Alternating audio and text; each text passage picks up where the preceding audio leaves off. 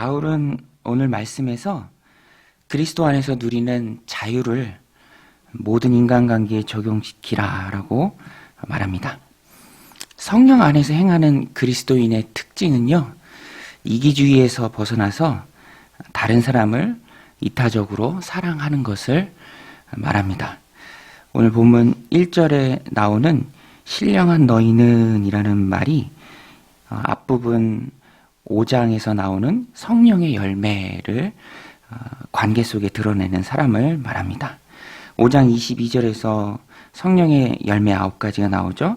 오직 성령의 열매는 사랑과 희락과 화평과 오래 참음과 자비와 양성과 충성과 온유와 절제니 이 같은 것을 금지할 법이 없느니라.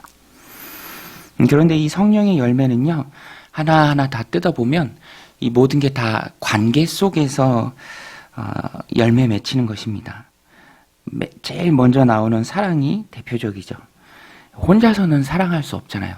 관계 속에서 사랑할 수 있습니다. 관계 속에서 즐거움이 있고요, 화평하고요, 관계 속에서 오래 참고, 관계 속에서 자비하고 양선하며 충성하고, 관계 속에서 온유하고 절제할 수 있습니다. 그러니까 신령한 것은 결국에는 관계 안에서 다 드러나게 되어 있습니다. 내가 하나님 기뻐하시는 삶을 살고 있는가, 신령한 사람인가, 관계를 보면 알 수 있다라는 것입니다. 관계 속에서 사랑을 나타내는 사람이 바로 영적인 사람이고요, 성령의 사람입니다. 신령한 사람입니다. 특별히 오늘 바울은 한 가지 특별한 예를 가지고 오는데요, 어떤 사람의 범죄한 일이 드러났을 때 신령한 사람은, 영적인 사람은 어떻게 행동해야 하는가, 그것을 알려줍니다. 바울은 말합니다. 바로 잡아주되 너도 두려워하며 그리고 짐을 서로 져주라. 오늘 말씀 1절 2절인데요. 우리 같이 한번 읽겠습니다. 시작. 형제들아, 사람이 만일 무슨 범죄한 일이 드러나거든 신령한 너희는 온유한 심령으로 그러한 자를 바로 잡고 너 자신을 살펴보아 너도 시험을 받을까 두려워하라. 너희가 짐을 서로 지라. 그리하여 그리스도의 법을 성취하라. 믿음의 동료가 유혹에 넘어져 범죄했을 때 성도가 보여야 할 바른 모습은 함께 아파하는 것입니다. 판단하고 정죄하는 것이 아니라 여전히 그를 사랑하고 있으며 약점을 극복하고 또 영적으로 성장하기를 바란다라는 것을 그에게 알게 하는 것이죠. 사람은 조심해야 하는데요, 다른 사람이 범죄할 때 내 안에 교만이 눈을 뜰 수 있습니다. 네가 그렇게 넘어졌구나. 나는 너와는 다르다. 나는 거룩한 사람이야. 라는 자기 의지의 유혹에 빠지기가 너무 쉬운 게 바로 우리 사람의 연약함입니다. 특별히 예수님께서도 바리새인들, 이런 철저한 교만에 빠져있던 바리새인들을 많이 책망해 주셨습니다. 왜냐하면 이 교만이 사람의 영적인 눈을 가려버립니다. 그래서 바울은 혹시라도 성도인 너희가 우월감이라는 교만한 마음이 너희 안에 있다면 그것을 버리고 자신을 돌아보라. 스스로 속이지 말라라고 말합니다. 우리 3절도 같이 한번 읽겠습니다. 시작. 만일 누가 아무것도 되지 못하고 된 줄로 생각하면 스스로 속임이라. 이게 위험하죠. 스스로 속임. 셀프 디셉션이라고 하죠. 항상 교만과 자기에 빠져 정죄하게 하는 그런 것이 바로 이 스스로 속이는 것입니다. 바리새인처럼 된다라는 것이죠. 그래서 오늘 우리에게 필요한 것은 하나님의 은혜입니다. 특별히 나 자신을 은혜의 눈으로, 하나님의 눈으로 바라볼 수 있는 그런 깨닫는 은혜죠. 다윗이 범죄했지만 하나님이 그래도 다윗에게 이 은혜를 허락해 주셔서 나단 선지자를 만날 때 깨닫죠. 깨닫고 거기서 빠져나옵니다. 당신이 바로 그 사람입니다. 라는 말을 듣고 깨닫고 또 철저히 회개하는 대로 이르죠.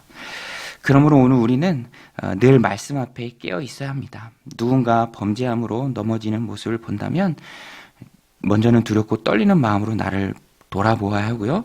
또 그 사람에게는 사랑의 손길을 내밀어야 합니다. 주일날 함께 말씀 나눈 것처럼 교회는 사랑에 반응하는 공동체입니다. 사랑을 먹고 자라는 공동체가 바로 교회죠. 아무리 강조해도 또 지나치지 않는 것이 바로 공동체 안에서의 배려와 사랑입니다. 그것을 성경이 계속해서 말하고 있습니다. 사랑은 허다한 죄를 덮는다라고 베드로전서 4장 8절에서 말합니다.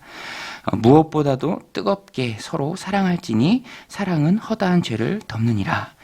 여러분, 사랑이 공동체를 세워나가는 줄로 믿습니다. 그래서 우리는 날마다 사랑해야 합니다. 그래서 적용적으로 보면 성도는 날마다 입술의 말을 조심해야 합니다. 입술의 말로 스스로를 속일 수 있습니다. 자기 자신을 속일 수 있고요. 또 다른 사람을 정죄하면서 그로 하여금 상처를 받게 할 수도 있죠. 그런데 반면에 또 말로 사랑을 표현하면서요, 또 허다한 죄를 덮을 수 있습니다. 유혹에 넘어져 쓰러져 있는 형제에게 다가가서 그를 바로잡고 또 세워줄 수 있는 것도 또 말의 사랑의 표현이죠. 말로 사랑을 표현하며 허다한 죄를 덮을 수 있다라는 것입니다. 제가 청소년기에 많이 불렀던 찬양인데요. 아마 성도님들도 다 기억하실 것입니다. 나의 입술의 모든 말과 나의 마음의 묵상이 주께 연락되기를 원하네. 오늘 말씀을 준비하면서 그 가사가 생각나더라고요. 나의 입술의 모든 말과 나의 마음의 묵상이 주께 연락되기를 원하네. 주님이 받으시는 말은 성령의 열매, 그것을 관계 속에서 녹여내는 아름다운 말입니다. 그 말에 마음의 묵상을, 또 나의 입술의 그런 아름다운 마음을 주님께서 받으시는 줄로 믿습니다. 오늘도 하나님께서 우리의 입술을 주관해 주셔서 모든 만나는 관계 속에서 성도의 신령함을 드러내는 믿음의 백성들이 다 되시기를 주님의 이름으로 간절히 축원드립니다. 또 오늘 말씀 뒷부분은 성령으로 심으라 라는 말씀입니다. 성령으로 심으라. 여기에서도 또 스스로 속이지 말라라는 말씀이 나옵니다. 오늘 본문에 보면 이렇게 해서 거두라라는 말씀이 2번 나오고요. 또 거두자고자 할 때 이렇게 스스로 속이지 말라라는 말씀이 또 2번 나옵니다. 그래서 우리가 애써야 할 것은 심고 거두는 것이고요. 그 가운데 조심해야 할 것은 내가 스스로 속이는 일에 빠지지 않는 것입니다. 특별히 이 부분에서는 사랑을 구체적인 실천을 동반하라라는 것입니다. 특별히 오늘 본문에서 이 주제로 뒷부분 말씀을 끌고 나갑니다. 말씀을 가르치는 자에 대한 모든 좋은 것을 함께하라. 말씀을 가르치는 자에 대한 책임과 의무를 다하라라고 말합니다. 실천이 없다면 스스로 속이는 것이 될 수 있기 때문에 그것을 조심하라라는 말씀이고요. 오늘 말씀 6절이 10절까지 이끄는 주제문이 되는데요. 우리 6절부터 우리 8절까지 같이 한번 읽겠습니다. 시작. 가르침을 받는 자는 말씀을 가르치는 자와 모든 좋은 것을 함께하라. 스스로 속이지 말라. 하나님은 업신여김을 받지 아니하시나니 사람이 무엇으로 심든지 그대로 거두리라. 자기의 육체를 위하여 심는 자는 육체로부터 썩어질 것을 거두고 성령을 위하여 심는 자는 성령으로부터 영생을 거두리라. 여러분, 교회 공동체는 영적인 공동체고요. 그 영적인 공동체를 신령하게 섬겨 나갈 때 우리에게 신령한 유익이 있는 줄로 믿습니다. 바울이 그래서 너가 육체에 썩어질 것을 위해서 심지 말고 신령한 공동체를 위해서 심으라. 특별히 공동체 안에서 말씀 사역자의 생활을 교회가 책임지는 것을 성령을 위해서 심는 것이다 라고 교훈합니다. 실제로 우리 한국 교회의 강점이 바로 그것이죠. 해외에는 그런 게 좀 약해요. 그런데 우리 한국 교회는 목회자의 생활을 우리 교회가 책임진다. 그래서 목회자가 영혼 구원하여 제자 삼는 그 목회에만 전념할 수 있는 환경을 교회가 잘 제공하고 있고, 그것이 한국 교회의 가장 큰 강점입니다. 제가 보니까 요새 이중직을 겸하는 목회자들이 참 많이 있어요. 그런데 제가 보니까 그러면 새벽 예배도 못하고 또 성도들을 위해서 기도할 수 있는 시간도 물리적으로 어렵습니다. 그런 것들을 보면 어쩌면 그런 것들이 교회를 좀 약화시키는 것들이 아닌가라는 그런 생각을 합니다.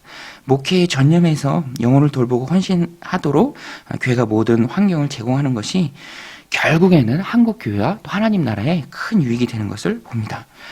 또 생계를 위해서 이중직을 부득이 가졌는데 그것이 너무 잘 돼서 또 고민하는 분들도 간혹 봅니다.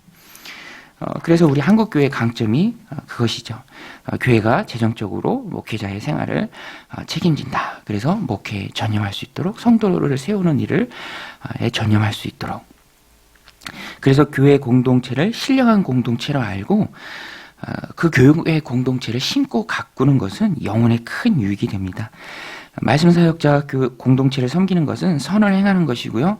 때가 이르면 거둘 수 있는 것을 심는 지혜로운 행동이다라고 오늘 본문이 바울이 강하게 말합니다. 바울은 교회 안에 믿음의 식구들을 먼저 돌아보라고도 말합니다. 이것이 착한 일이다라고 말하죠. 우리 9절 10절 같이 읽겠습니다. 우리가 선을 행하되 낙심하지 말지니 포기하지 아니하면 때가 이름에 거두리라. 그러므로 우리는 기회 있는 대로 모든 이에게 착한 일을 하되 더욱 믿음의 가정들에게 할지니라. 여기서 이제 우리가 누군가를 도울 때 먼저 교회 안에 있는 사람들, 먼저 믿음의 식구를 도와야 한다라는 그 중요한 원리가 여기서 나오는 것입니다. 멀리 있는 사람도 도울 수 있지만 먼저 교회 공동체 안에 믿음의 식구들을 먼저 돌보는 게 중요하죠. 하나님이 오늘 우리에게 섬길 수 있는 공동체를 주셨습니다. 무엇인가를 위해서 섬길 수 있고 헌신할 수 있고 희생할 수 있고 포기할 수 있고 애쓸 수 있고 기도할 수 있다는 것은 내 영혼에 큰 유익이 됩니다. 그것이 진짜 신령한 이타주의적 삶이고요. 하나님 기뻐하신 일입니다. 오늘도 신령한 믿음의 공동체가 든든히 서갈 수 있도록 또 지도자와 어려운 이웃들과 모든 좋은 것을 함께 하는 저와 여러분들이 다 되시기를 주님의 이름으로 간절히 축원드립니다. 선을 행함으로 풍성히 거두는 믿음의 백성들이 다 되시기를 주님의 이름으로 간절히 축원드립니다. 우리 같이 말씀 붙들고 기도할 때 하나님 관계 속에서 이타주의적 사랑의 열매가 내 삶 가운데 맺히게 해 주옵소서. 하나님, 내가 오늘 주님의 사랑으로 사랑하고 품어야 할 자가 누구입니까? 만나는 모든 자를 관계 속에서 사랑으로 품는 우리가 되게 하여 주옵소서. 나의 입술의 모든 말과 마음의 묵상이 주께 연락되는 복된 하루 되게 하여 주옵소서. 공동체를 섬기는 신령한 이타주의적 모습이 우리 삶 가운데 있게 하여 주옵소서. 성령으로 심고 풍성히 거두는 삶 살게 하여 주옵소서. 함께 기도하겠습니다. 하나님 아버지, 오늘도 저희들 주님 전에 나와 기도하게 하심에 감사드립니다. 관계 속에서 이타주의적 사랑의 열매를 많이 맺는 우리가 되게 하여 주시옵소서. 아무리 강조해도 지나치지 않는 것이 공동체 안에서의 사랑입니다. 배려입니다. 우리 하나님께서는 예수님을 나를 위해 보내주셨고 우리 주 예수 그리스도께서는